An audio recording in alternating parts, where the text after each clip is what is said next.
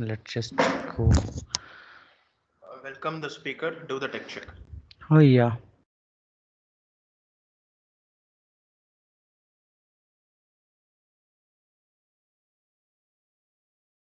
Hey, hi Lalit. Good morning. Good morning all. Hey, good morning, everybody. I hope you guys are enjoying the keynote that just we kicked off a few minutes back. And let's just welcome and join everybody here in Tap Track. And we have our speakers, Nandeep, Smita, and let me just give me a quick second to see. Yeah, Akash. So the session title is Developing the SharePoint Framework Solutions for the Enterprise. And they've been known in the community for like the great solutions that they develop on a SharePoint framework. And I believe Nandeep and Smita is kind of really, uh, what do you call them, very well known in developing their solutions and moving it to the different, sort of groups. And they've been known for the speakers as well. I think I think we can expect best from them here. Let's just welcome Nandeep, Smita, and Akash. Please, guys, feel free to unmute yourself. Yeah, thank you. Thank you very much for that introduction. All right. So, can I share my screen just to check whether everyone able to see it? And as I Yeah. share, everyone able to hear me clearly. Okay. So just give me a moment. All right. Can you see it? Yes, we can see it. All right. So I will keep the screen sharing as it is, and just let me know when we can start. I think But we are okay. good to go in a minute. Yeah. Sure. And are you able to hear me clearly? Yep. Akash, even for example, if you want to try out whether you can or everyone can hear you clearly. Can you hear me? Yep. Yes, better. Okay. Smita? Hi, Smita here. Can you hear me? Yes. Yeah. Yeah, thank you. All right, good. Okay, thank you for having us here. Yes. I think we have 50.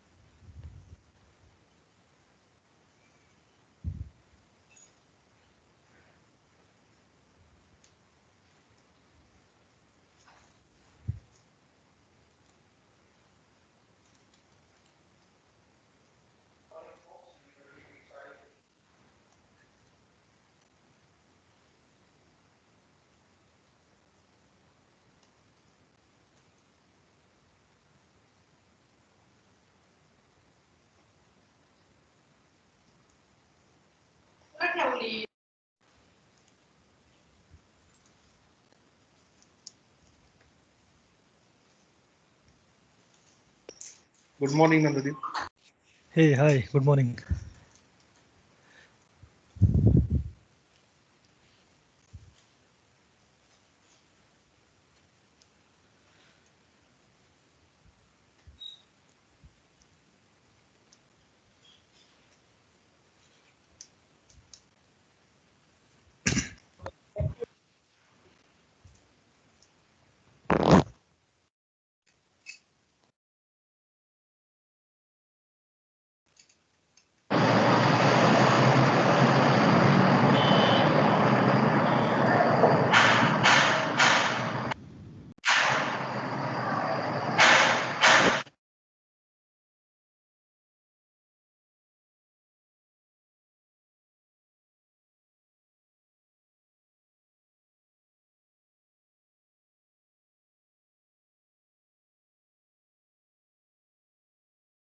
Before we could continue in a minute, so I just really want to go for on housekeeping items. As I see just now, there's so much noise in the coming background. I request everybody except the speaker to go on a mute and unmute themselves after the sessions complete, or maybe in a Q&A time, and we make sure that the speakers are available for answers to your questions, and you can continue it here as much time you want, because we have a second sessions going on with a different meetings. So you can spend this time with the speakers, maybe next 5 minutes more, but please, feel free to unmute yourself when it's really needed. Thank you. And please, speakers, I request all the speakers to take controls back. Let me stop sharing. And please unmute yourself as well. All right. Okay. Should I share my screen? Yes, let's just get started. I put on recording as well. All right. Okay. So hello all. Good morning and welcome to this M365 Gurgaon. And we are excited to kick off this dev track with developing SharePoint framework solutions for the enterprise. So along with me, I have Smita and Akash joining us for this session. So the agenda for this hour is we will quickly touch base upon what is SharePoint framework. I know that most of you know, but for example, if you don't know the background of SharePoint framework, we will quickly touch base on it, and then we will see how we are using SharePoint framework within SharePoint. But it is not just the limitation of SharePoint framework, but let's see like how we can still extend SharePoint framework for the other apps and services across Microsoft 365, including Microsoft Teams, Graph APIs, Power Automate, and even Outlook add-ins. So with that, just a quick introduction of me, myself, Nandadeep Nachan. I am Microsoft MVP for Office Apps and Services, Microsoft Certified Trainer, author of a couple of books on SharePoint Framework and SharePoint Hybrid. And on to the right-hand side, here are a few social handles to get connected with me. So to start with, what is meant by SharePoint framework? So this SharePoint framework is a page and web part model which provides full support for client-side SharePoint related development. So it offers easy integration with SharePoint data, and also we can extend it to Microsoft Teams, Outlook, and other apps and services. So with the SharePoint framework, we can use the modern web technologies and tools in our preferred development environment. So it could be Windows, it could be Linux, or it could be a Mac OS. So it is platform agnostic, and we can build the productive experiences and apps which are responsive and mobile ready. So even we can use the modern JavaScript based framework. So even you can use React, you can use AngularJS, Knockout.js, Handlebars, and anything is allowed in SharePoint framework. And then even we can use the tools and libraries to build the SPFX based solutions. And again, all of the open source tooling, including Node.js, NPM, Yeoman, Gulp, all those have been incorporated into SharePoint framework.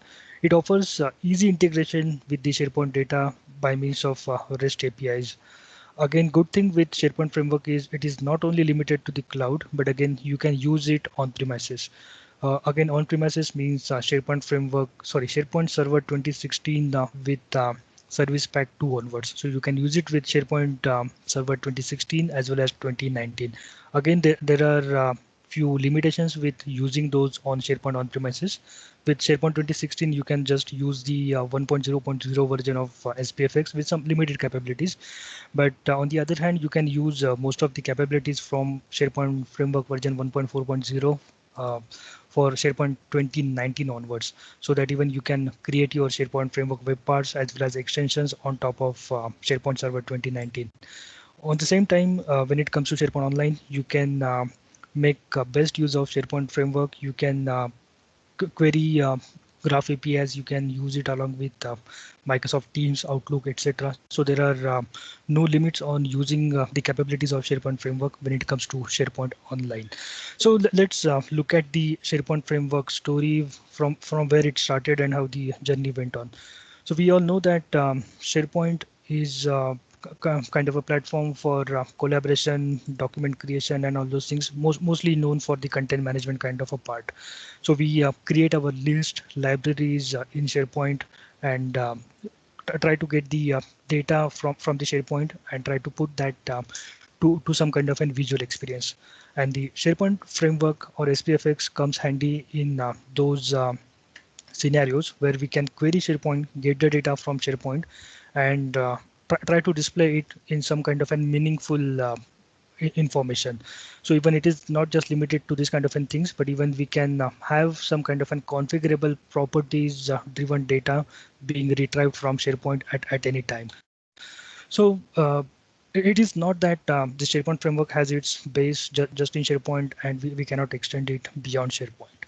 So for example, if you had attended this keynote from VESA, if you remember this slide, even VESA said that SharePoint framework is kind of expanding its boundaries, going mostly interacting with Microsoft Graph APIs, and even we can create a beautiful custom tabs, personal apps, task modules, and many more things for Microsoft Teams.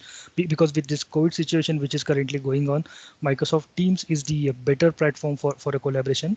So SharePoint framework has given that capability by which we'll be able to create those or extend our SharePoint framework into Microsoft Teams. So we'll see like how we can do those. So how we can use the SharePoint framework for the enterprise solutions. So at least in this particular session, we are going to touch upon 4 major points where SharePoint framework help us to have build the solutions for the enterprise. So first one is obviously Microsoft Teams, the popular platform from Microsoft for chat, workspaces, meetings, and all those things. But it is just not limited to that, but we can even extend our SharePoint framework into Microsoft Teams to build Teams tab, a personal app, and then the recent addition which SharePoint framework supports is the messaging extensions, like how we can expose your SharePoint framework web part itself as a Microsoft Teams messaging extension. So we will touch base on those areas. Then we have Microsoft Graph. So using SharePoint framework, we will be able to make Graph API calls. Again, yes, there are some kind of permissions involved. So even we will check those permissions, what kind of permissions are and other things. And then we will interact across Microsoft 365 apps and services using Microsoft Graph. And then the coolest thing about the workflow automation is the Power Automate. So even we will see like how we can use the SharePoint framework logic or solutions to call the Power Automate and drive the entire automation from a SharePoint framework solution itself. And then lastly, we will touch base upon Outlook, like how we can extend SharePoint framework solutions for Outlook. So with that, let's start with Microsoft Teams, how we can extend the SharePoint framework to Microsoft Teams. So the journey of SharePoint framework into Microsoft Teams started with SPFX version 1.8. So if you remember the manifest JSON, there was something called as supported host. Even I will show it to you in a moment. So there we have supported capabilities for Teams tab. So with this Teams tab, we are able to extend our web part to Microsoft Teams. So the same SharePoint framework web part can be exposed as a web part in SharePoint, Microsoft Teams tab, as well as a personal Teams app. So the value which is specified in the supported host property decides how user will be able to work with your web part. So here we have it as a Teams tab. So whenever this web part is running inside the context of Teams, we will be able to get the Teams context and create the experience based just for Teams. And then again, this is entirely Teams context aware, and it supports the rich clients. So I know that most of you have developed this tab, so I'm not going to go into the details of this, but I'm just keeping my time reserved for the newer additions from SharePoint framework. Then the next thing is again a personal app with SPFX. Again, same thing that the personal tab extension was added to SharePoint framework with version 1.10, wherein in the supported host, we can specify the Teams personal app, and our SharePoint framework web part will be able to host it in a Microsoft Teams as a personal app. So personal app is just personal to the user, which can be seen into the left rail of Microsoft Teams. And from there, the user will be able to interact with that personal app, which is in turn a SharePoint framework web part. So again, you can build those experience for the individual users. The major thing which I wanted to discuss today is how we can use this SPFX web part as a Microsoft Teams messaging extension, which is a recent addition with SharePoint Framework version 1.11. So what is mean by that is we can host the SPFX based web parts as a Microsoft Teams messaging extension. And for that, we don't need any kind of an manifest JSON based configuration. So whenever we are building these web parts with SPFX version 1.11, we can enable them to be exposed as a Microsoft Teams tab, personal app, or also a messaging extension. So to expose your SharePoint Framework web part as messaging extensions, we don't have to use any specific host in the supported host property. So let me switch back to the code and show you the manifest JSON. So in this manifest JSON, we don't have anything specific to a Teams into the supported host. Okay. So the key information now here is with this manifest JSON, which is native to Microsoft Teams. So instead, we can do everything from this manifest JSON to extend the Teams manifest into your SharePoint Framework solution with a Compose extension. So we can create this Compose extension, and from here we'll be able to host that SharePoint Framework web part as a Microsoft Teams messaging extension. So the key piece of information is the URL in the task info property, so which specifies the component ID query string parameter, which is set to the SharePoint Framework's web part, so that we can expose this web part as a messaging extension. Okay, so this is the key part. And then next thing is like how we can respond to the user interactions. So whenever we have this web part deployed, the web part is exposed to Microsoft Teams as a messaging extensions, and you might want to respond to the user interactions, for example, by posting an adaptive card to the conversation. So this requires using a task module or a bot. So here we have those task modules and bot defined, and then the task module notifies the bot of the event that the user has triggered, and the bot will post data back to the conversation.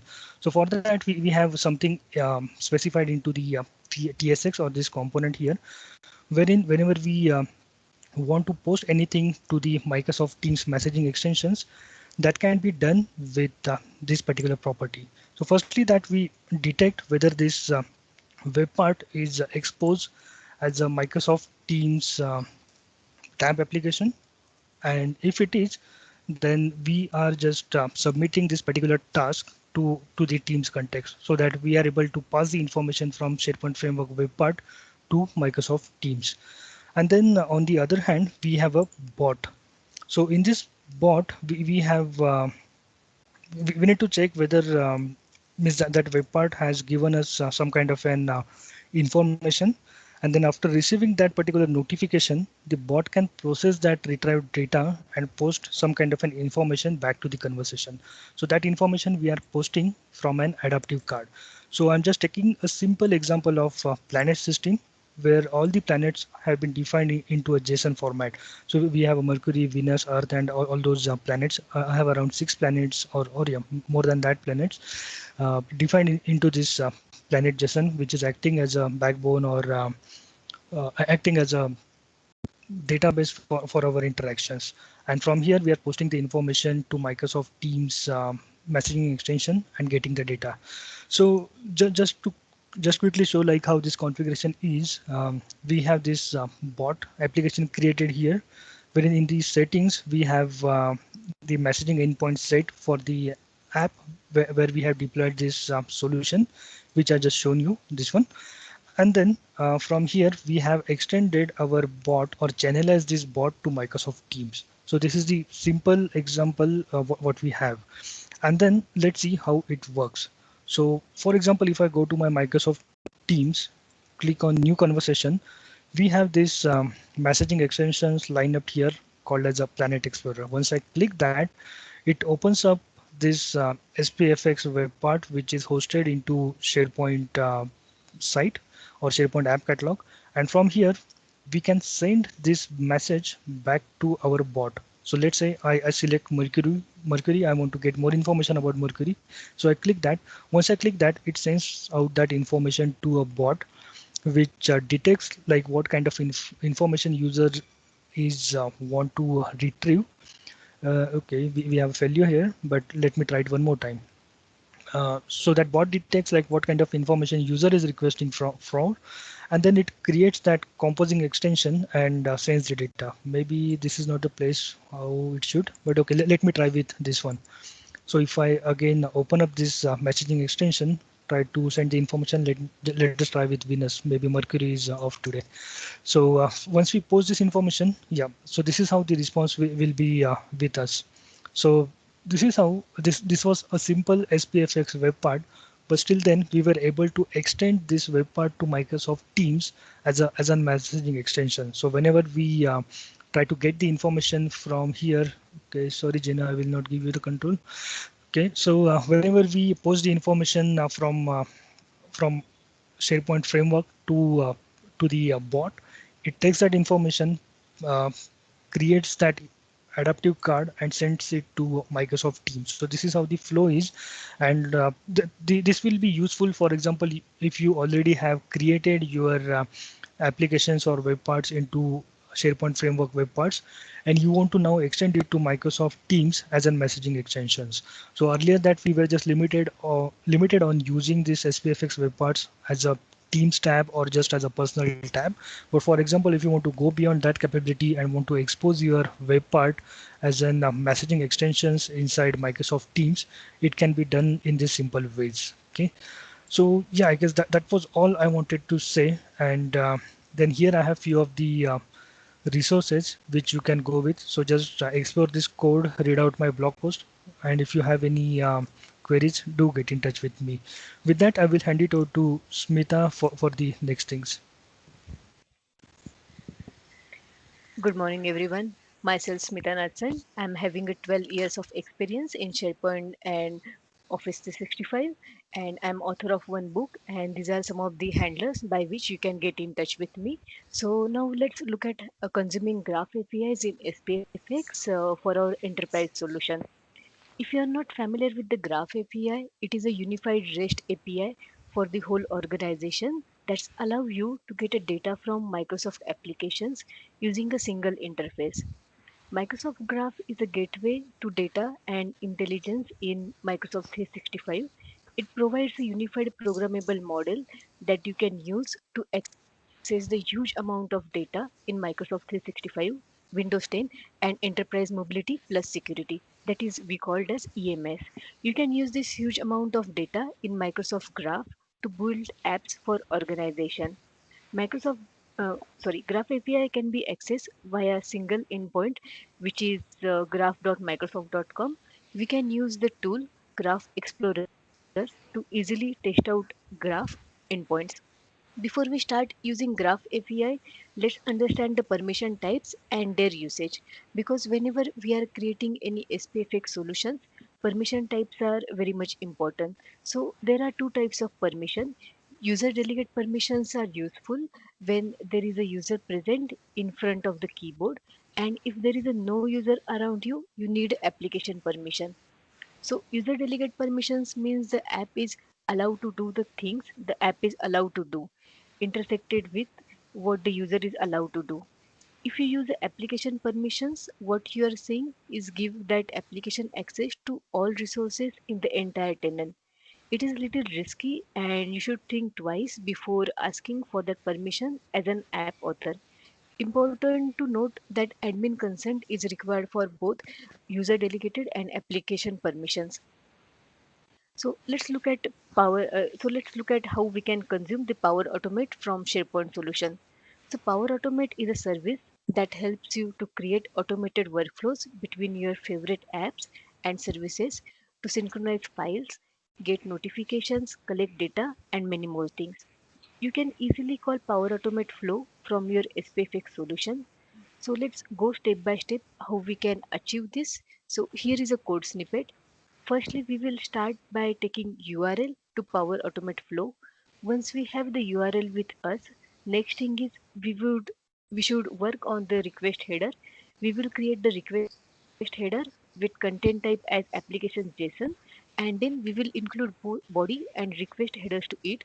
Once we have the request header with us, we will make a call to Power Automate and post our request. Now that we have an understanding of Graph API as well as Power Automate and how to use them in a SharePoint framework solution, now to take this understanding further and build one use case. The use case I'm going to demonstrate is about managing your Office 65 groups with SPFX. Office 65 Groups is the foundational membership service that drives all teamwork across Microsoft 365.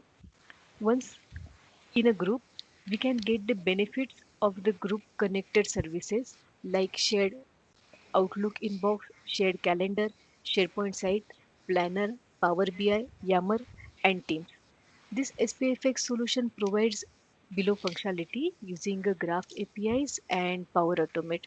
So Office 365 group listing and search. The web part lists all public and private Office 365 groups and helps to search the group by name. Then join this public group. Clicking join group icon next to the Office 65 groups help you to join that public group. Join the private group. Clicking request to join group icon next to Office 65 group helps to send the approval request to the owners of that private group. The approval takes place using a Power Automate and then leave the group. Clicking the leave group icon against the Office 65 helps to leave this public and private group and create a new group. So that web part will help us to create a new Office 65 group. There are certain user roles associated with this functionality. For example, for any of the public group, for owners can manage the group, members can only leave the group, and anyone else will be able to join the group. For the group with private visibility, owners will be able to manage the group, member will be able to leave the group, and for rest of other users, since it is a private group, they will able to request to join that group. Then owner will get a request and then he or she will approve the request. Then only that particular requested member will be able to part of that group. So let's see the functionality of join this public group. So now let's see how it's work. So for example, if you want to join the public group, we have all the group listed here and here the visibility of group which is a public. So by joining this public group icon is a simple. So click here in the icon and you will be joined to that group. In the background, we are making the rest call and we will explore this rest call when we have a look at the code. Then the next thing is join this private group. So joining the private group is different because in this case we will request join group and then owner of that group will get an email notification to approve that request, and once the owner approves this request and submit it, so let's approve over here the request we have got. So once it's submitted, user who has requested the access will able to join that group and it is now already approved, so user will able to see that one welcome message and user can able to perform the operations. So here are some of the emails and now we can see that user is able to join that group and user can see this icon also for that group, for that private group. And then we have a leave group. So leaving the group is simple. click the Click the leave group icon and you will able to leave the group. Again, we are making a Graph API call in the background, which we will see when we explore this code part. Then the creation of new group again is we are capturing some of the fields. Like over here, we are need to provide a name. Then we need to provide a description for that group. Once we provide a description, we have to select the visibility, either public or private. Public, that means anyone can access, private only, then approval needed. Then we have to mention owners. Then we have to specify this members and you have to submit. And then it will create a new group. So now it is saying that the new group is already created successfully. So now with this, let's go to this demo part. So we have one, let me go to my SharePoint site. Okay, so we have this SPFX solution deployed to SharePoint. This solution lists out all of the groups are present in Office 65. Along with the group, it displays its group icon, title, and once you click on the title, it will take you to the SharePoint site associated with that group. If this group is connected to Microsoft Teams, so by clicking on this icon, you will able to open Microsoft Teams for this group. Then we have the visibility for this group. It could be a public or a private. Then we have a description for it. On the right hand side, we have an icon. So depending on what type of group that is and what permission you have for that particular group, you will be able to manage the group, join the group and leave the group. Since I am owner of that group, I can see this manage group option over here. Yeah. So once I clicked on the manage group, it will take me to the admin portal, and from here I will able to manage the group. So second thing is, uh, let's take a example of public group. So for the public group, we have option here to join the group. Once I click this button, it makes a Graph API call and help me to join that group. Now I have joined that group. If I click again on this button, I will able to leave that group. So very simple operation with the public group. Now let's move on to some of the complicated application. One which is the private one. So joining the private group, because the private group cannot be joined without approval from administrator. So we have one group here which is a private group. So once I mouse over here, we get a request to join the group. So let's go ahead and click on the request. So now that this particular request has been sent to owner of this private group, and I already know who is the owner. So owner is this Debra. So what happens in the background is that we have a flow. Let's go to our flow. Yeah, and we have a flow which is running. So once we click that button, it triggers this flow, and when the HTTP request to join a group is triggered, what is done? It gets the group owner using a Graph API. It will return you all of the group, all of the owners for that particular group. Once we have the owner, we compose the approval email and send the email to their approval, and then the approval process starts. Each of the owner gets email for the approval process, and based on what decision they take, like approve or reject. So for example, if it's rejected, then we simply sending out email notification to the requested user that the request has been rejected. If it's approved, in that case we add that user as a member of that group again, by using a Graph API. So here we are making a post call to add this particular user to the group, and once it is a part of that group, we send an email saying that request has been approved. So with that background, let's go to user email Debra. Yeah. Now that we have received this email for joining the private group by user, and now it's pending for approval for owner of that private group. So from here, we will be able to take a decision to approve or reject. Let's approve it. So we are providing some of the messages. Okay, they approve the request and submitting it. And once we submit it, then user will be a part of that group. Now let's come to user who has requested.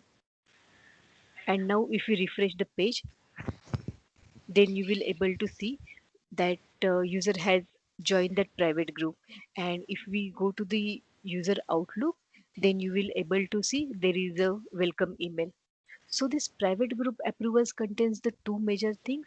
First is the Graph API call to get the owners and send them the request. Second one is add user as a member to that private group.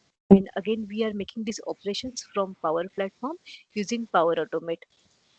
So let's go to the code and explore little bit over there in the code.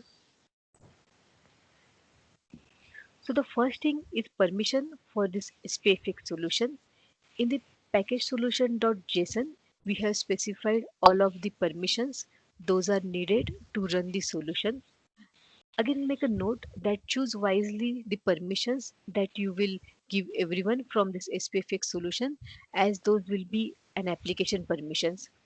Next thing is that we have a various React based components for showing the list of groups. Then we have a React components for creating new group. Then we have a main component which holds the other components. So these are the three major React components we have. The major part here is in the service from where we are making a various Graph API based calls. So for example, to get a groups, we will make this Graph API calls to get all of these groups. To get the member, we will make Graph API call. Again, to get owner group, we are making a Graph API call. Same thing for specific Graph API for adding the member, then specific Graph API to get the user ID, and then specific Graph API to remove the member. Then lastly, we have provision here for calling Power Automate flow from our SPFX solution. So from here, we are making HTTP post call to flow URL, which is coming from the web part property as a configurable property. And we are making a call to that flow for requesting to join this private group. So this is the short walkthrough to the course, and over here some of the references you can go through. Over to you, Akash. Thank you, Smita. So let me just share my screen.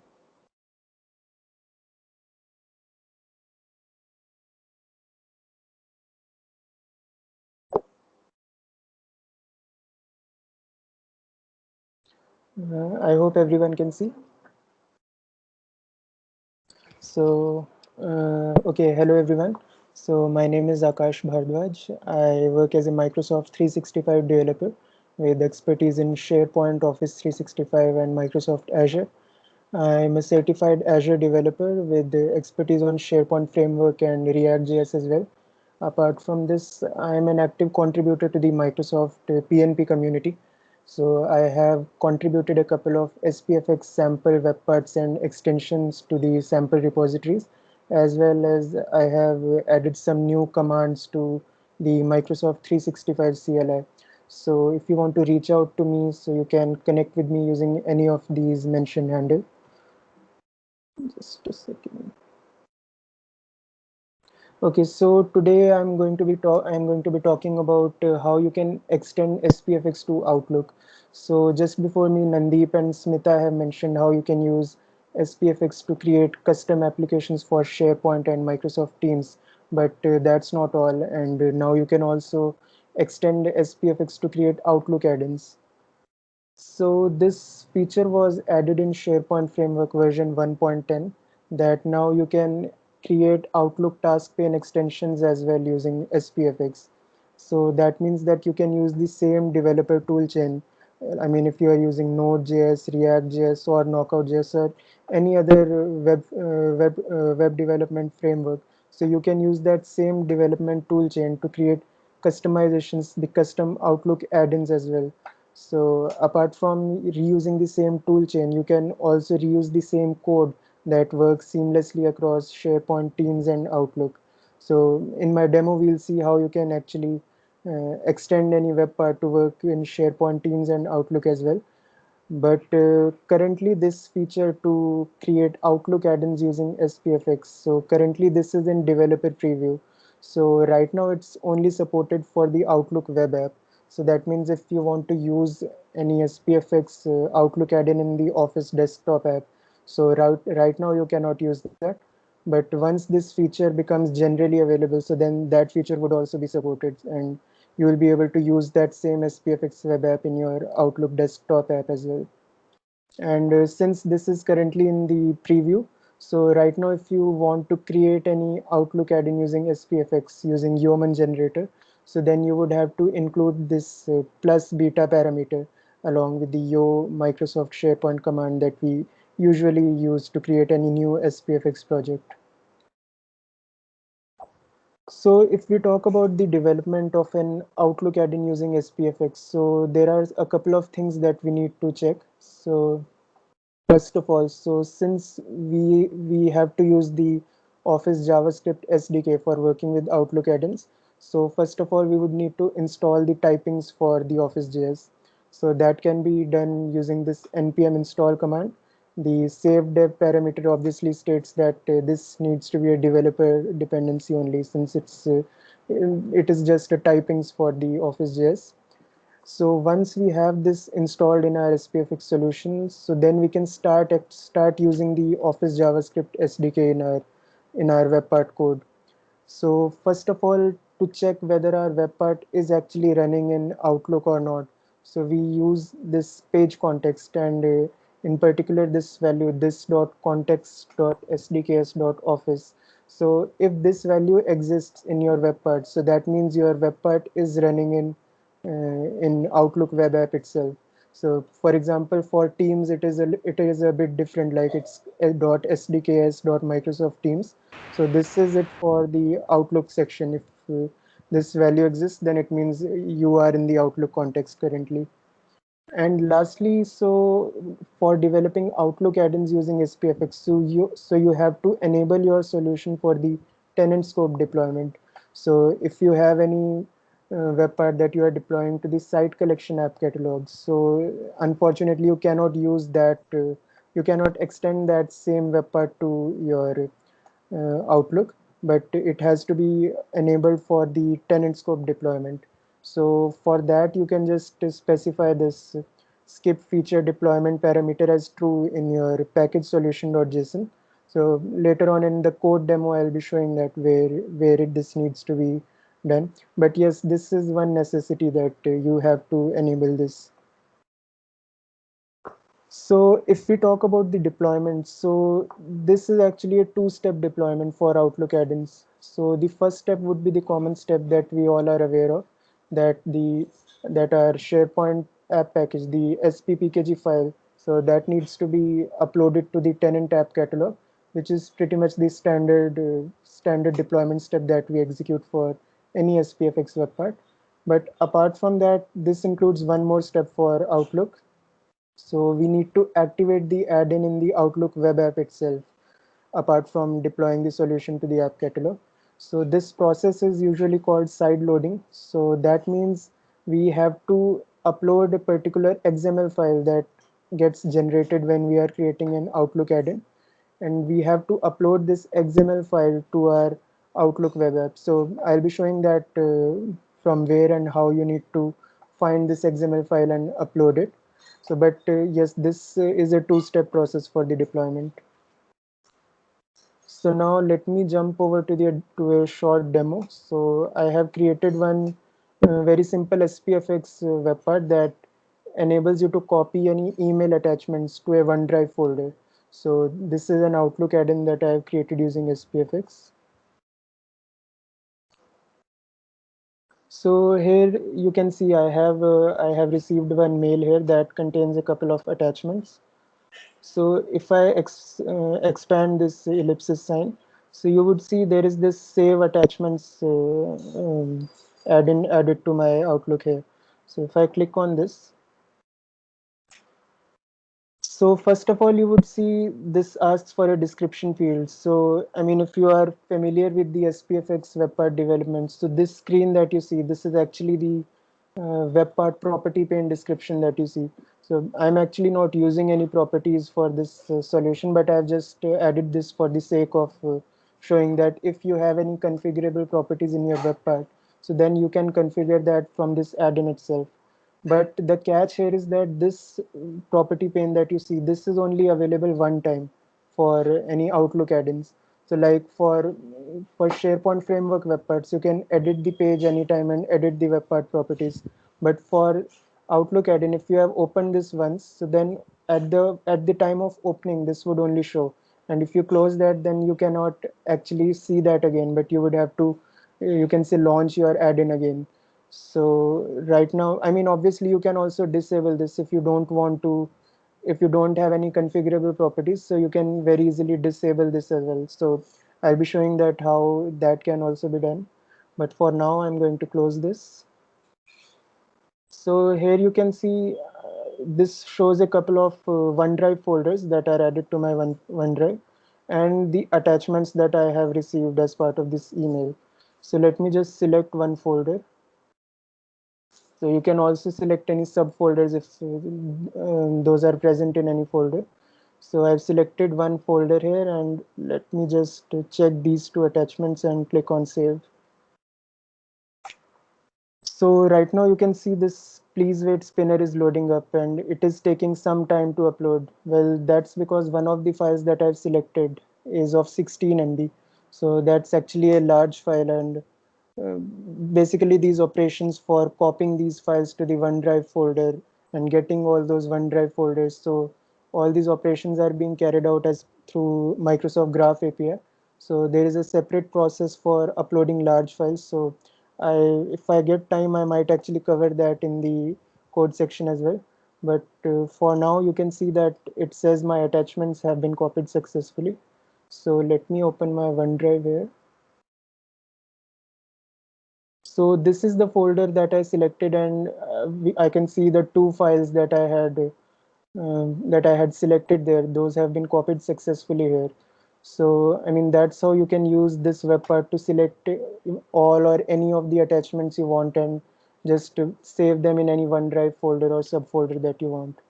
So now let me just jump over to the code. So once you create this, I mean, like I said earlier, for creating the Outlook add-in, so you would need to use that plus beta parameter along with the Yeoman generator. So when you create a new SPFX web part using that plus beta parameter, so pretty much the standard SPFX code would be generated. Like, I mean, it's everything would be pretty familiar to how you usually create any SPFX web part for SharePoint or Teams. But there would be one addition here, and that would be this Office add-in folder. So this folder is created automatically, and it contains one XML file here. So you can see this XML file is this establishes the connection between our Outlook web app and our SPPKG file that we upload in the tenant app catalog.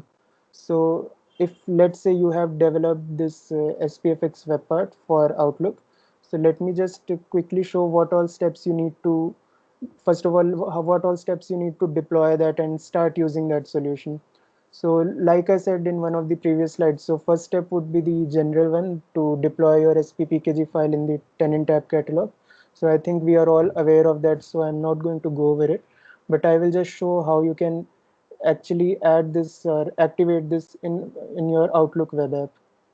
So if I select any email and I expand this, so here I would get this get add-ins link. So if I click on this, there would be one section called my add-ins here. So if I scroll down to the bottom, so this here gives me an option to add any custom add-in. So I can add this from a URL or any file. So just from here, I would select this add from file, and then I would upload this XML file that gets generated by the Yeoman generator. So once you have uploaded the app package in the app catalog, then if you have uploaded this XML file as well there, so then you can just start using this web part in your Outlook web app as well.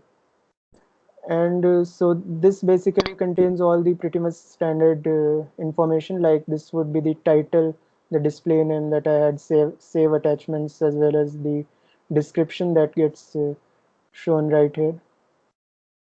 So I mean, there is not much to modify in this XML file except for these name and description, as well as one more field that was there.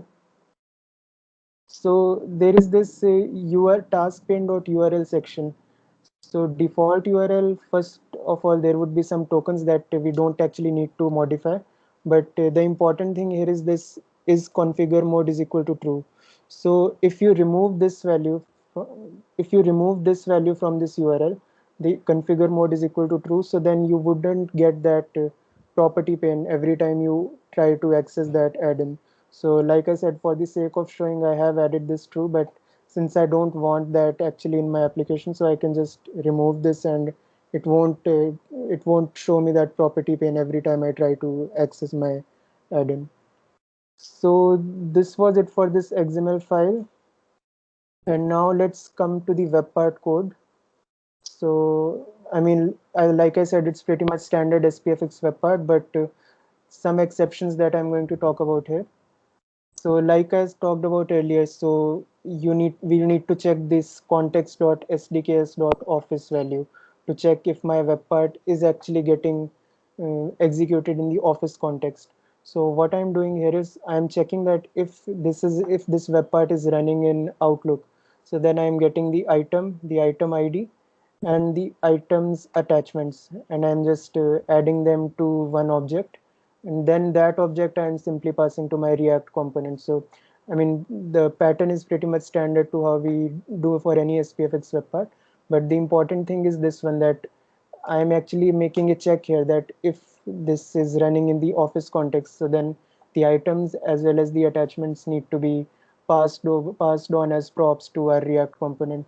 So similarly, let's say if you have one web part, so that you have some functionality that you want to reuse across SharePoint, Teams, and Outlook. So then you can just make these checks, and you can say configure your web part appropriately so that it shows something in Teams and then automatically adjusts itself for Outlook or SharePoint platforms as well. So that can be done using this, checking this value of the context. So then I'm just, like I said, I'm passing this over to my React component. So this is my component. So here I am actually using the React hooks. So this is also pretty much standard functionality. So I mean, there isn't much complexity involved to it. So it's pretty much similar to any other SPFX application that you might find. But this is the one that I have added this service class for Microsoft Graph. So let me just show this as well. So this is my graph helper class, and like I said, for doing all these operations like getting the OneDrive folders and copying my email attachments to those folders, so all those operations are being done through Microsoft Graph. So here you can see I have added all these methods in this service class, like getting the OneDrive folders and then getting subfolder for any folder if there are any subfolders to a particular folder in which you want to add your attachments, so that also you can do. And then the getting attachment content, like what is the actual file that you need to copy, what's the content of that, and then saving that content to a OneDrive folder. So that is all done through this graph helper class. And here one tricky thing that we have is that currently Microsoft Graph, if you are uploading any file bigger than 4 MB, so then you can't just directly call one API for saving that attachment in your OneDrive folder. So for large files, you would need to create an upload session. So I mean that I have created here. So first of all, an upload session was created that basically includes a separate call to a separate Graph API endpoint.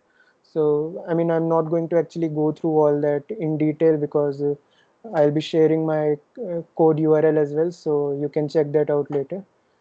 And lastly, so I think Smita showed it as well. So, if in my package solution.json, so here you can find the permission requests that are needed for actually using Graph API in this SPFX solution. So these are the permission requests, and other than that, this skip feature deployment true. So this was the property that I talked about earlier, that you need to enable your solution for tenant scope deployment. So this all you can do here in this package solution.json. And I guess that's it for the demo. So for the resources, so I have uploaded this sample solution to GitHub, so you can check this out here. And that's all from us, guys. I mean, thank you very much to the organizers for giving us this opportunity to share what we have learned as part of Microsoft 365. And now we would be ready to have any questions if anyone has any.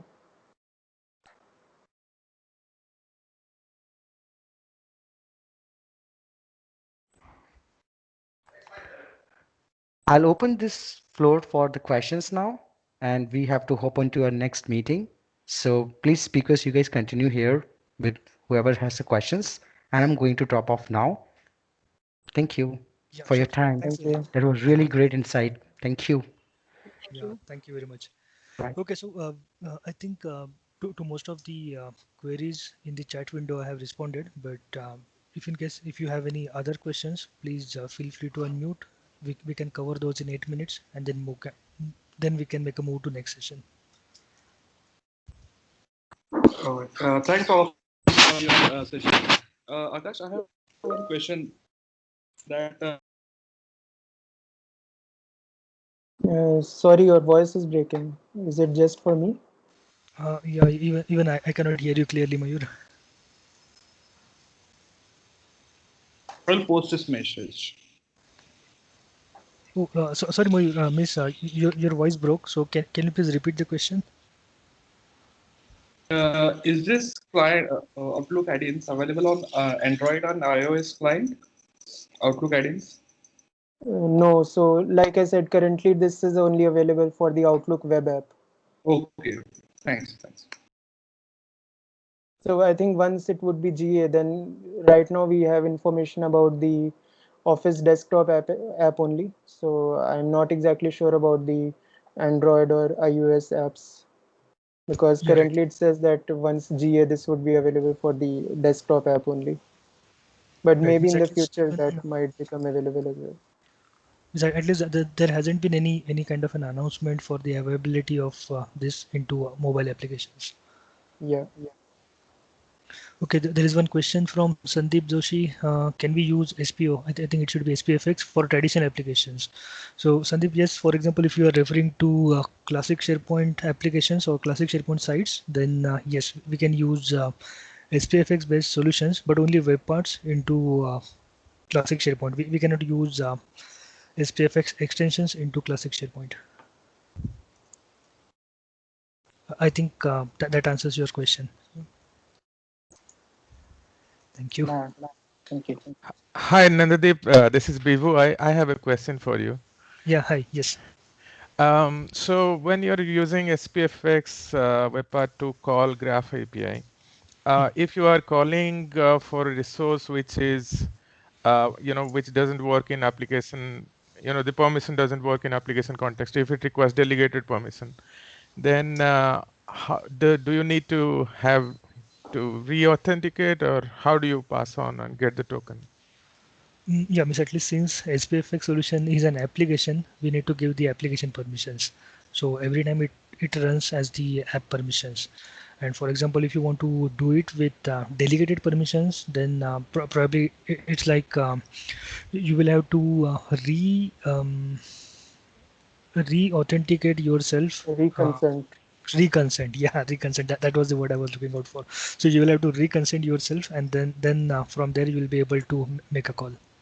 Yeah, Akash, if you want to add something to this, go ahead. Yeah. I mean, like your web part would continue to work if as long as it's not accessing that Microsoft Graph.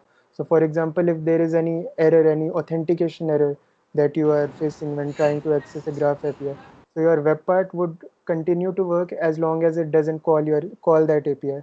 But once your web part tries to access that endpoint for which the user doesn't have access, so then I mean, obviously it would give a 403 unauthorized error. So for that, you can like go to the API permission request if you have added that. If you see that there is a pending request there, so you can just go there and approve that. And once that consent has been given again, so then your application would continue to work once again. Yeah, right. So does that work for resources such as, for example, if you want to, update your Delve profile items like skills and projects and all. So that doesn't work with application permission. Currently, Graph doesn't support application permission. It supports only delegated permission for such things. So will it work for that? No, miss, at least to the permissions which are only supported by Graph at the moment, they only be permitted in SPFX or at least from any of the REST API calls. Okay. So And thank again, you it very is recommended not to use any beta calls in your production environment. much. Yeah, I understand. Okay, thank you very Yeah, much. I see there is hands up by Ankush. So Ankush, if you Ye- want to unmute and ask. Yeah, yeah. Hi, Nandeep. Hi, Akash. Yeah, hi. Thank you. So I just need to ask, like, actually, we are creating a blog site in SharePoint, and we want to push the content from that SharePoint site to S3, I mean AWS S3. So is it possible in some way using SPFX? So sorry, you want to move away from SharePoint to AWS? No, no, no, no. I just want to push the content which we have in the SharePoint blog site to the AWS S3. Is it But possible using SPFX? Means at least there you cannot use SPFX as such, because Mm-hmm. SPFX is mostly for the visual appearance. So Okay. probably in that case you can use Seesaw model to query the pages that you want to move, and then extract out the content from those, and give it as a web service, or any other API call to the other calling services. Okay. But at So, least SPFX won't be able to help you here, because SPFX is more of for visual appearances. or okay. maybe like if you just want to, like Nandeep said, if you want to just give a visual user interface for the admins through which Yeah. they can actually copy that content from your SharePoint to S3. So I mean that I think you can do using SPFX, but like Nandeep said, at the back end you would need to create any service that actually gets all this data from I mean whether the SharePoint APIs or the Graph API, and then it connects to your S3 instance and pushes that information there. So I mean, SPFX is just for the UI purposes. Correct, correct. So SP in we can create a connector, let's say in Power Automate, and we can consume that connector basically in SPFX to push those content to S3, right? Yes, Yes, like that can be done. Smita showed that as well. Yep. Correct. Okay.